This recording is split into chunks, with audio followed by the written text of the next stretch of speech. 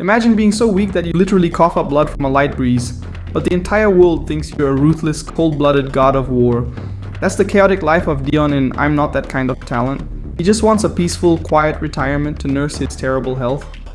But every time he tries to act weak, his insane luck and a split personality curse make him look like a flawless tactical genius.